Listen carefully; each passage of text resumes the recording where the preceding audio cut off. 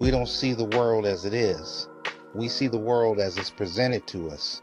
In our age of 24-hour news, social media feeds, and viral clips, the people who choose what to show and how to frame it hold enormous power over our emotions and our understanding.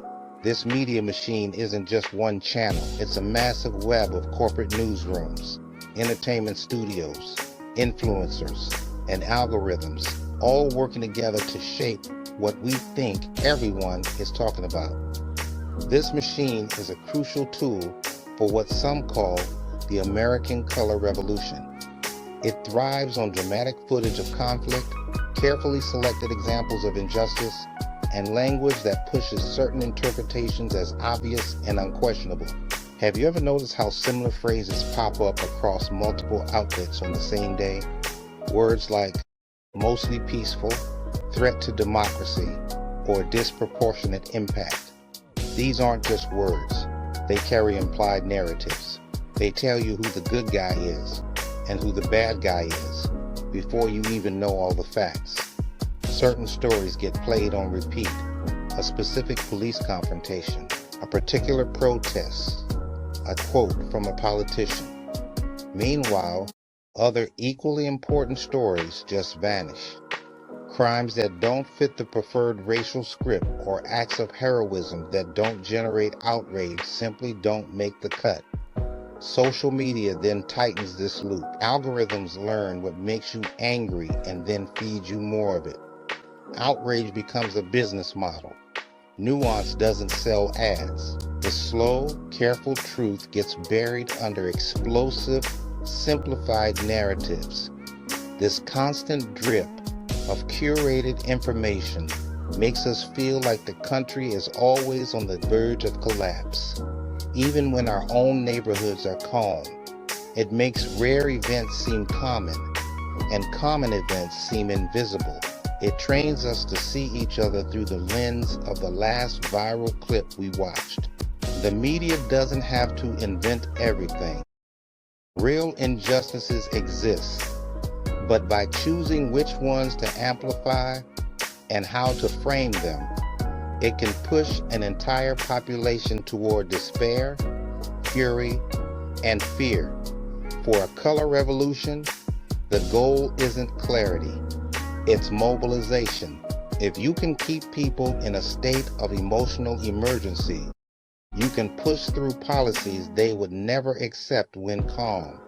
You can justify double standards and keep them from asking who really benefits from all the chaos.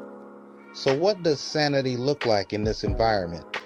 It looks like checking the source before you share. It looks like asking, what am I not being shown?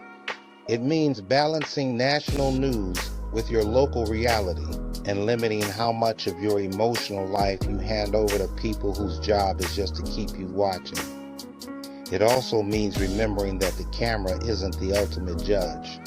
It doesn't see the quiet acts of mercy, the untrending stories of faithfulness, or the prayers whispered by everyday people. If we let the media machine define our world, we'll live in a hall of mirrors built by those who don't care about our well-being. A healthy republic needs citizens who can see through the narratives to the underlying reality, break the spell of constant outrage, and learn to think and listen with patience again.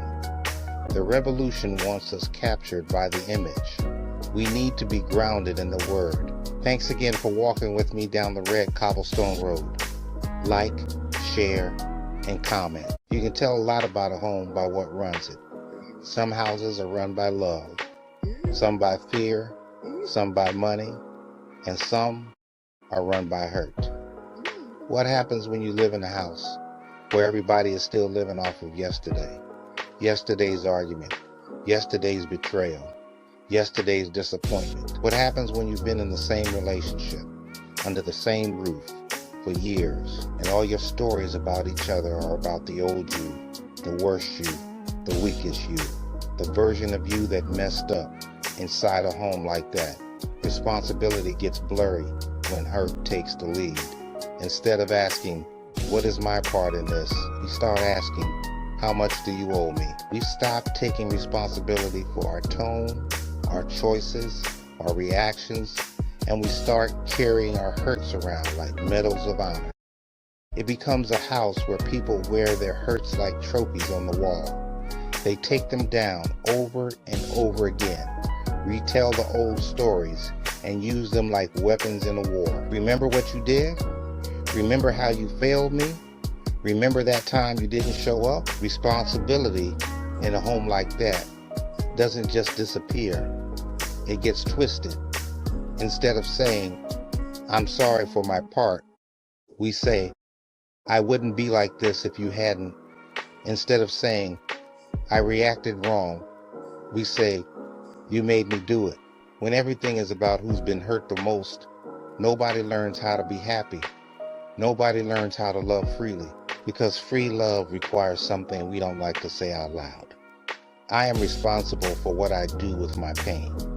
I'm not responsible for what happened to me, but I am responsible for what I do with it inside this home.